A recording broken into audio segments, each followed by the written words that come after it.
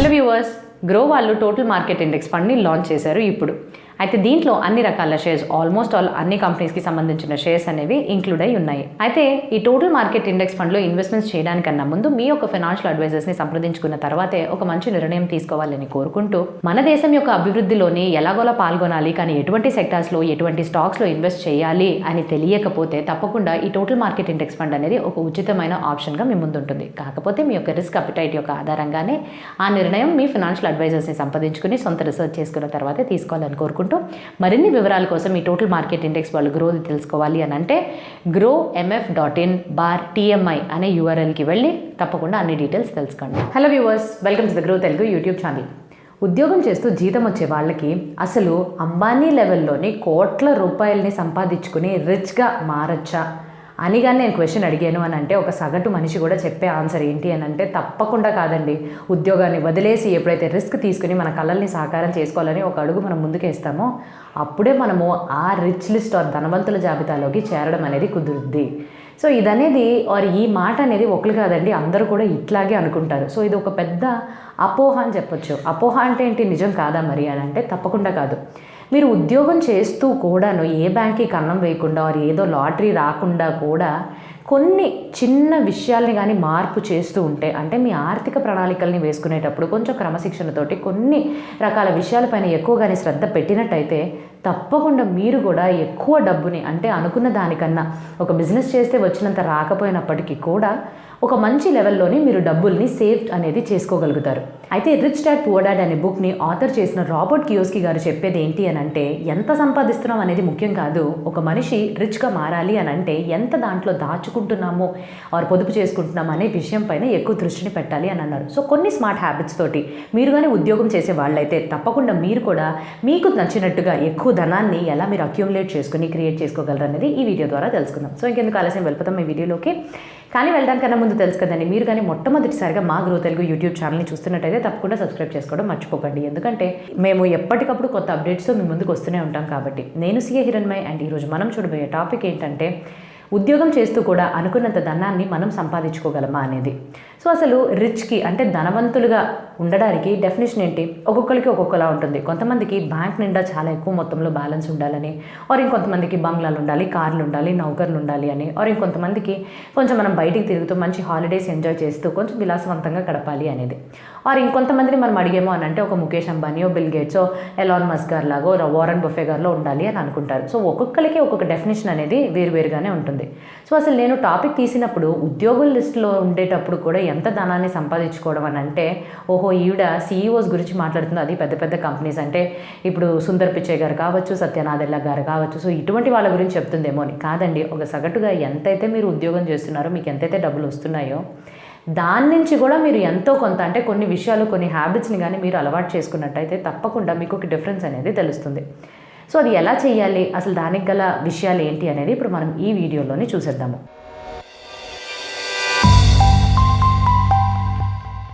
So మొట్టమొదటిది, మనం అందరం కూడా రిచ్గా ధనం సంపాదించాలి అని అనుకుంటాము, కానీ అదొక ప్రాసెస్, కొంచెం స్లోగా ఉంటుందన్న విషయాన్ని మనం అర్థం చేసుకోలేము. వారన్ బఫే గారిని ఒకరోజు ఎవరో క్వశ్చన్ అడిగితే ఒక ఇంటర్వ్యూలోనే, ఎందుకంటే అందరూ మీకులాగా అనుకుని ఇంత డబ్బుని సంపాదించరు, మీ యొక్క దారిలో వెళ్ళి ఇలా డబ్బులు సంపాదించరు ఎందుకు అని అంటే, ఆయన చెప్పిన ఆన్సర్ ఏంటంటే, ఎవరికి కూడా రిచ్ అవ్వాలని రిచ్ని స్లోగా అవ్వాలని ఉండదండి. అందరూ చాలా తొందర పడిపోయి చాలా క్విక్గా రిచ్నెస్ని ధనాన్ని పొందాలి అని అనుకుంటారు. అందుకనే మీరు సహారా స్కామ్ గురించి వినే ఉంటారు. వాళ్ళు మీరు కానీ 10 రూపాయలు ఇస్తే అతి తక్కువ సమయంలోనే రెట్టింపు చేసి 20 రూపాయలుగా మీకు తిరిగి ఇస్తాము అనే వాగ్దానాలు చేసి దాదాపుగా 50,000 కోట్ల రూపాయలతోటి వాళ్ళు దుకాణాన్ని కట్టేశారు. అంటే అంతమంది నమ్మి దాంట్లోకి చాలా త్వరగా డబ్బులు వస్తాయని వెళ్ళిపోవడం మనం చూసాము. కానీ ఇక్కడ చిట్కా ఏంటి అని అంటే, కొంత నుంచి, అంటే అంత తొందరపడకుండా కొన్ని హ్యాబిట్స్ని మనం రెగ్యులర్గా ఒక క్రమశిక్షణతో కానీ చేసినట్టయితే ఆ ఎఫెక్ట్ అనేది మనకి చాలా రెట్టింపు అయ్యి తిరిగి వస్తుంది. సో దీనికోసమే మనం కాంపౌండింగ్ ఎఫెక్ట్ అని అదని ఇదని చూసాం. సో ఇప్పుడు ఏ స్టెప్స్ ద్వారా మీ యొక్క ధనాన్ని కార్పస్ని ఎలా ఏర్పరచుకోవచ్చు అని చెప్తా. మొట్టమొదటి, మీకు వచ్చే ఇన్కమ్ నుంచి ఏదైతే ఉందో 50-30-20, ఇది ఒక ఏజ్ ఓల్డ్ రూల్, ఎప్పటి నుంచో ఉన్న రూల్ అయినప్పటికీ కూడా ఇది చాలా బాగా ఈ తరానికి కూడా పనిచేస్తుంది. సో అదేంటి అని అనుకుంటున్నారా? మీకు వచ్చే ఇన్కమ్ నుంచి మీరు చేయాల్సిందల్లా ఇంతే, రూపాయలు వస్తుంది అనుకోండి, అందులో 50 రూపాయలు మీ యొక్క అవసరాలకి, అంటే మీరు ఉండడానికి, తినడానికి, వేసుకోవడానికి, యూటిలిటీస్ పైన మీకు అయ్యే నార్మల్ ఖర్చులు ఏవైతే ఉంటుందో మీ జీవనం సాగడం కోసం వాటికి పెట్టుకోవాలి. 30% ఉండేది ఆర్ 30 రూపాయలు, 100 రూపాయలు వచ్చే నెక్స్ట్ 30 రూపాయలు మీరు ఒక సినిమా చూడడానికనో, బయటికి వెళ్ళాలనో, ఒక ఎంటర్టైన్మెంట్ కోసమో కూడా మీ యొక్క వాంట్స్ మీద మీరు ఖర్చు పెట్టుకోవచ్చు. అండ్ మిగిలిన ఏవైతే 20% ఉంటుందో అది మీ సేవింగ్స్గా మీరు సేవ్ చేసుకుని ఎక్కడ ఇన్వెస్ట్ చేయాలి అని అనుకుంటున్నారో వాటి మీద మీరు ఆలోచన అనేది చేయొచ్చు. అయితే కొంతమంది ఇంకొంచెం క్రమశిక్షణ పెంచుకోవాలని ఈ 30-20ని మారుస్తూ ఉంటారు. 30%ని సేవ్ చేసుకుంటారు, 20%ని విలాసవంతం కోసం వాళ్ళు ఖర్చు పెడతారు. సో అది మీ యొక్క సిచ్యువేషన్ని బట్టి, మీ యొక్క గోల్స్ బట్టి కూడా మీరు మార్చుకోవచ్చు. సో నేను ఇక్కడ ఒక చిన్న ఎగ్జాంపుల్ ఇస్తాను. ఇప్పుడు మీరు స్క్రీన్ పైన చూడొచ్చు. ఒకరికి 29 సంవత్సరాలు, అతనికి 50,000 రూపాయలు ప్రతి నెల కూడా వస్తుంది. సో 50,000 రూపాయల్లోని 50% అంటే 25,000 రూపాయలు కావాల్సిన అవసరాలకి వెళ్ళిపోతుంది. మిగతా 30%ని కావాల్సిన విషయాలపైన ఆయనకి నచ్చినట్టుగా ఆయన ఖర్చు చేస్తున్నారు. అండ్ మిగిలిన 20%ని ఏదైతే ఉన్నాయో అది 10,000 అవుతుంది. సో 20%లో వచ్చే 10,000ని సేవ్ అయితే చేస్తున్నారు ఆయన. సో మనము వివిధ రకాల, అంటే ఇన్ఫ్లేషన్ కూడా ఉంటుంది కదండి. ఫస్ట్ ఇయర్కి అట్లాగే ఉంటే సెకండ్ ఇయర్కి జీతం ఏమన్నా అట్లాగే ఉండిపోద్దా, పెరుగుద్ది. సో 6% ఇన్ఫ్లేషన్ రేట్తో కానీ తీసుకుని నెక్స్ట్ 5 years కానీ చూసినట్టయితే, ఫస్ట్ ఇయర్కి నేను మీకు ఆల్రెడీ చెప్పాను కదా. సో సెకండ్ ఇయర్ నుంచి మనం చూసినట్టయితే 50,000 కాస్త 53 అవుతుంది. సో తన యొక్క అవసరాల కోసం 26,500 ఖర్చు అయినా, తన వాంట్స్ కోసం 15,900, సేవింగ్స్ అలా 10,600. సో స్క్రీన్ మీద చూసినట్టుగా లాస్ట్ ఇయర్కి వచ్చేసరికి 63,124 రూపీస్లోని ఆయన సేవ్ చేసుకునే మొత్తం 12,625. సో ఈ సేవింగ్స్ అనేది ఉంది కదా, ఇది మనకు కావాల్సిన ముఖ్యమైన విషయం. దీన్ని మనం ఏం చేయాలి? మొట్టమొదటిది లైఫ్ ఇన్సూరెన్స్. సో ఇప్పుడు మీరు ఎప్పుడైతే మంచిగా సంపాదిస్తున్నారో, మీరు కానీ మీ కుటుంబ సభ్యులు కానీ ఎటువంటి ఆర్థిక సమస్యల్ని ఎదుర్కోకుండా జీవితాన్ని సాఫీగా గడిపేస్తున్నారు. కానీ మీరు లేని టైంలోని ఎవరైతే మీ మీద ఆధారపడి ఉన్నారో వాళ్ళ ఖర్చులు ఎలా ఉంటాయి, అండ్ వాళ్ళకి కావాల్సిన ఆర్థిక ప్రణాళికల కోసం, అంటే సపోజ్ కానీ మీ స్పౌస్కి ఏదైనా ఉద్యోగం లేదు, పిల్లలు ఉన్నారు అని అంటే ఆ టైంలో ఎలాగా? సో ఇవన్నీ కూడా మనం ముందే ఆలోచించుకుని మార్కెట్లో వివిధ రకాల ఇన్సూరెన్స్ వాటిని చూస్తూనే ఉంటాం డైలీ. సో మీ యొక్క ఆర్థిక లక్ష్యాలని బట్టి, మీ పరిస్థితుల్ని బట్టి, మీ యొక్క అవసరాలని బట్టి కూడా మీరు ఎటువంటి ఇన్సూరెన్స్ని చూస్ చేసుకోవాలని అనుకుంటున్నారో ముందే ప్రణాళికలు వేసుకుని చేయొచ్చు. అన్నిటికన్నా బెస్ట్ లైఫ్ ఇన్సూరెన్స్ అనేది టర్మ్ ఇన్సూరెన్స్ పాలసీ. సో ఇందులో మనకి రిటైర్మెంట్ ఆర్ పాలసీ ఎక్స్పైర్ అయినప్పుడు ఏమి రాకపోయినా, అంటే ఇన్సిడెంట్ జరగకపోతే ఏం మనకు తిరిగి రాదు. సో ఆ ఒక్క నోషన్తో అందరూ దీన్ని అవాయిడ్ చేస్తున్నారు. కాకపోతే టర్మ్ ఇన్సూరెన్స్ అనేది మంచి విషయం. అండ్ ఈ టర్మ్ ఇన్సూరెన్స్ని కానీ మనకుండే ఈ పర్టికులర్ ఎగ్జాంపుల్లో సేవింగ్స్ ఏదైతే 10,000 నుంచి స్టార్ట్ అవుతుందో దాంట్లో నుంచి ఒక ప్రతి నెల 500 రూపాయలు ప్రీమియం చెల్లించినట్టయితే ఎంత కొత్త ఇన్సూరెన్స్ సమ్ని మనం తిరిగి తీసుకోవచ్చు. సో ఈ 500 అనేది ఇన్ఫ్లేషన్కి ఎఫెక్ట్ అవ్వదు. సో ఈ 5 yearsలోని 500ని కానీ వేసి చూసినట్టయితే మన సేవింగ్స్ ఆ 500 తగ్గించుకున్న తర్వాత ఇంకెంత మిగులుద్ది? ఫస్ట్ ఇయర్లో 9,500. సో అలా చూస్తే లాస్ట్ ఇయర్లో 12,125. సో నెక్స్ట్ మనం ఏం చేయాలి? లైఫ్ ఇన్సూరెన్స్ తీసుకుంటే సరిపోయిందా? అన్నిటికీ మనం ఓకేనా ప్రొటెక్టెడ్ అంటే కాదు. హెల్త్ ఇన్సూరెన్స్ అనేది ముఖ్యం. అదేంటి? లైఫ్ హెల్త్ వేరేనా అంటే వేరేనే. సడన్గా హఠాత్తుగా మనకి యాక్సిడెంట్స్ అయిపోయి మనం ఏమైనా పూర్తిగా లైఫ్ని కోల్పోయినప్పుడు లైఫ్ ఇన్సూరెన్స్ అనేది మనకి వర్తిస్తుంది. కాకపోతే బతికున్నప్పుడే సంపాదించలేకుండా ఇన్కెపాసిటేటెడ్ ఆర్ ఏదైనా ఒక మేజర్ యాక్సిడెంట్ జరిగి అనుకోని సందర్భాలలోని చాలా పెద్ద ఒక వ్యాధి సోకి మనకేమన్నా అయినప్పుడు అప్పుడు కూడా మన దగ్గర ఉండే సేవింగ్స్ నుంచి మొత్తం కానీ మనం తీసి ఈ మెడికల్ ఆరోగ్యానికి సమస్యల్ని చికిత్స కోసం మనం సేవింగ్స్ని తీస్తే మొత్తం ఒకేసారి ఆవిరైపోతాయండి. సో మెడికల్ ఎక్స్పెన్సెస్ అనేవి ప్రతి సంవత్సరం పెరుగుతూనే వస్తుంది. అందులోనూ ఇంట్లో మీకు పెద్దవాళ్ళు ఉన్నా, పిల్లలున్నా వీళ్ళకి ఇంకా ఖర్చులు డబుల్ అనేవి అవుతూనే ఉంటాయి. సో మెడికల్ ఇన్సూరెన్స్ వల్ల ఆర్ మెడికల్కి సంబంధించిన ఎక్స్పెన్సెస్కి కూడా ముందే ఇన్సూరెన్స్ తీసుకున్నట్టయితే దాదాపుగా మీ యొక్క సేవింగ్స్ ఏమీ అవ్వకుండా అలాగే మీరు దాచుకుని ఎటువంటి సిచ్యువేషన్ అన్నా మీరు ఫేస్ చేసుకోవడానికి మీకు లభిస్తుంది. సో ఇప్పుడు మీకు ఏదైతే లైఫ్ ఇన్సూరెన్స్ కట్టిన తర్వాత మిగిలిన సేవింగ్స్ ఉన్నాయో దాంతో నెక్స్ట్ మీరు ఒక ఇన్సూరెన్స్ పాలసీ తీసుకోండి. సో ఇన్సూరెన్స్ పాలసీలో మన ఎగ్జాంపుల్లోనే ఒక 400 రూపాయలు ప్రీమియం ఎవ్రీ మంత్ చెల్లిస్తున్నారని అనుకుందాం. అండ్ ఇది ఇన్ఫ్లేషన్కి గురవుతుంది. సో ఇలాగానే మనం చూసుకున్నట్టయితే లైఫ్ ఇన్సూరెన్స్ పోగా తర్వాత హెల్త్ ఇన్సూరెన్స్ 400 రూపాయలు ఏదైతే 6% ఎవ్రీ ఇయర్ పెరుగుతూ వస్తుందో దాని తర్వాత మనకు మిగిలే అమౌంట్ కానీ చూసినట్టయితే మొట్టమొదటి సంవత్సరంలో 9,100 అండ్ అలానే లాస్ట్ ఇయర్లో చూస్తే 11,620. సో లైఫ్ ఇన్సూరెన్స్ అయిపోయింది, హెల్త్ ఇన్సూరెన్స్ అయిపోయింది. నెక్స్ట్ చాలా ముఖ్యమైనది లైఫ్ హెల్త్ అవ్వదు ఆర్ లైఫ్ హెల్త్కి మనం ఆల్రెడీ కవర్డ్గా ఉన్నాము, ఎవరో ఒకరు మనకి భరిస్తారు అనే విషయం మనకి గ్యారంటీ ఉంది. ఇంకొన్ని ఎక్స్పెన్సెస్ ఉంటాయండి మనము చూడము. ఎమర్జెన్సీ కోసము ఇవి రెండింటికి, లైఫ్కి హెల్త్కి సంబంధించకుండా మిగతా వాటిలో ఉంటాయి. సో అప్పుడు ఏం చేస్తారు, అప్పుడు కూడా సేవింగ్స్ నుంచి తీయాల్సి వస్తుంది అనమాట. సో ఎక్స్పెన్సెస్ అనేవి ఎలాగన్నా ఏమన్నా అవుతాయి.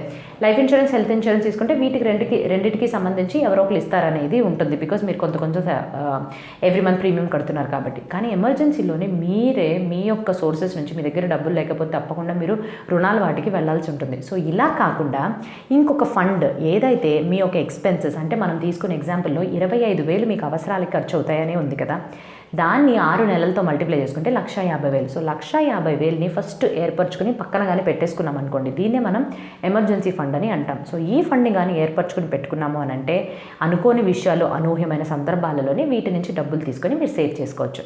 సో ఇలా నేను నెక్స్ట్ ఈ 5 ఇయర్స్కి మీకు ఎస్టిమేట్ ఇచ్చాను కదా, సో దాంట్లో మనం ఏమనుకుందామంటే ఫస్ట్ ఇయర్లోనే ఏదైతే 9,100 ఉందో దాన్ని పూర్తిగా మనం సేవ్ చేసి ఎమర్జెన్సీ ఫండ్ని ఏర్పరచుకుంటున్నట్టుగా చూద్దాం. సో సెకండ్ ఇయర్ నుంచి మనకు సేవింగ్స్ మిగిలిపోతాయి కదా, దాన్ని ఎక్కడ ఇన్వెస్ట్ చేయాలి అనే క్వశ్చన్ ఇప్పుడు చాలా ముఖ్యమైన విషయం. సో ఎక్కడ మనం ఇన్వెస్ట్ చేస్తున్నాం, ఎంత మనం ఇన్వెస్ట్ చేస్తున్నాము, ఎంత రిటర్న్స్ వస్తున్నాయి, వీటన్నిటి మీద ఆధారపడి మనం అసలు ఎంత కార్పస్ని క్రియేట్ చేసుకుంటాం, ఎన్ని సంవత్సరాల పాటు వేస్తే లాస్ట్లో మనకి ఎంత తిరిగి వస్తుంది అనే విషయం అనేది మనకి తెలుసుకోవాలి. ఆర్ అట్లాంటి విషయంలో ఎంత మ్యాక్సిమం రిటర్న్స్ పొందుదాము అనే ఒక రీసెర్చ్ అనేది ఎప్పటికప్పుడు మనం చేస్తూనే ఉంటాం అనమాట. సో ఫైనల్గా మనం చూస్తే ఇదేదో పెద్ద గ్యాంబ్లింగ్ లాగా వెంటనే రిచ్ అయిపోవాలి అని అనుకోకుండా మెల్లమెల్లగానే వేస్తూ మనము ఇచ్చేయచ్చు. ఇప్పుడు మీరు స్క్రీన్ పైన చూసినట్టయితే వివిధ రకాల ఆప్షన్స్ అనేవి ఇప్పుడు మీకు తెలుస్తాయి. ఆ ఆప్షన్స్ నుంచి ఎంత శాతం రిటర్న్ వస్తుంది అండ్ మనం కానీ ఎంత ఇన్వెస్ట్ చేస్తే ఎంత వస్తుందని కూడా తెలుస్తుంది. సో మొట్టమొదటిది అంటే మన ఎగ్జాంపుల్లోనే 5 సంవత్సరాలు ఉన్నాయి. మొదటి సంవత్సరం మనం తీసేస్తాం, ఎందుకంటే ఆ సంవత్సరం మొత్తం కూడా మనము ఎమర్జెన్సీ ఫండ్ క్రియేట్ చేస్తున్నామని తెలుస్తుంది కాబట్టి. సో సెకండ్ ఇయర్ తీసుకుందాం. సెకండ్ ఇయర్లోని life insurance, health insurance and emergency fund create చేసిన తర్వాత మన దగ్గర ఉండే సేవింగ్స్ ఏంటి, 9,676 కదా. సో దీన్ని వివిధ రకాల ఆప్షన్స్లోనే చూద్దాము మనం ఎంత వేస్తే ఎంత తిరిగి వస్తుందని. సో మొట్టమొదటి దానికి స్టాక్స్, దానికి రిటర్న్ 13.2%. సో 30 ఇయర్స్ పాటుగా మీరు 9,676ని కానీ వేసినట్టయితే 4.47 crores తిరిగి వస్తుంది. సో ఆ అమౌంట్ని కానీ ఈ రోజు వాల్యూలో చూస్తే 77 lakhs వేస్తే మీకు అంతా తిరిగి వస్తుంది అనమాట. రెండోది బాండ్ 7.4%, మీకు తిరిగి వచ్చే రిటర్న్ 1.28, ఈ రోజున వాల్యూ 22 lakhs. మ్యూచువల్ ఫండ్స్లో 14.63% హైయెస్ట్ రిటర్న్ ఉందండి, 6.2 crores వస్తుంది. 1.07 crores మీరు ఇన్వెస్ట్ చేస్తే అంతే ఈ రోజు వాల్యూ. గోల్డ్ కేవలం 7.5% ఇస్తుంది, 30 years తర్వాత 1.31 crores అవుతుంది. పీపీఎఫ్ 7.1, 1.21 crores అవుతుంది. NPS 12%, 3.42 crores. రియల్ ఎస్టేట్ 4.8% మీకు రిటర్న్స్ ఇవ్వడంతో 78 lakhs ఇస్తుందన్నమాట. సో అదే మీరు కానీ ఇయర్ 3లో అంటే ఇయర్ 2 9,676 మాత్రమే 30 సంవత్సరాలకు వేరు కదండి. నెక్స్ట్ ఇయర్లో అది ఇంకొంచెం పెరుగుతుంది, 10,934. ఇప్పుడు మీ స్క్రీన్స్లో చూపిస్తే ఇప్పటివరకు నేను చెప్పిన ఆప్షన్స్లోని ప్రతి ఆప్షన్స్లోని మీకు తిరిగి వచ్చే కార్పస్ అమౌంట్ 10 నుంచి 30 లక్షల వరకు ఎక్కువే లభిస్తుంది. సో డెఫినెట్గా అమౌంట్ ఎక్కువైతే తప్పకుండా మీకు రిటర్న్స్ ఎక్కువ వస్తాయి కదా, అదే కదా మనం ముందు వీడియోలో చూసి తెలుసుకున్నాము. సో ఆ ఒక్క చిట్కాని కానీ మీరు గుర్తుంచుకున్నట్టయితే మీరు ఉద్యోగం చేస్తున్నప్పుడు కూడా ఇటువంటి స్టెప్స్ తోటి అనుకున్న దానికన్నా మీరు ఎక్కువ ధనాన్ని సంపాదిస్తారు. ఉద్యోగాన్ని వదిలేసి బిజినెస్ చేసి ఫ్రీలాన్సింగ్ చేస్తేనే ఇలాగ అవుతుంది అని కాదండి. ఎక్కడి నుంచి ఎలా మీరు సంపాదించుకున్న దాని నుంచి ఎంత మంచి స్మార్ట్ హ్యాబిట్స్ తోటి ఎటువంటి విషయాలపైన ఆర్ ఎటువంటి వాటిపైన మీరు ఖర్చు చేస్తున్నారనే విషయం పైన అవగాహన పెట్టుకున్నట్టయితే తప్పకుండా మీరు మంచిగానే మీ డబ్బుల్ని యూటిలైజ్ చేసుకున్న వాళ్ళు అవుతారనమాట.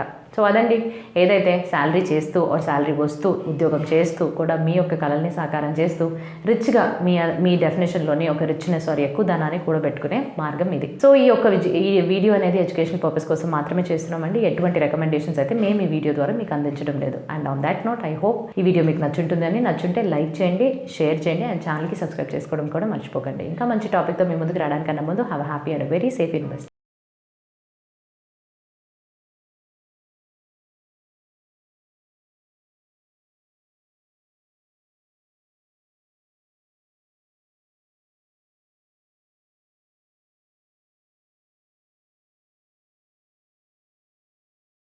Investment in securities market are subject to market risks. Read all the related documents carefully before investing. Please read the risk disclosure documents carefully before investing in equity shares, derivatives, mutual fund, and or other instruments traded on the stock exchanges.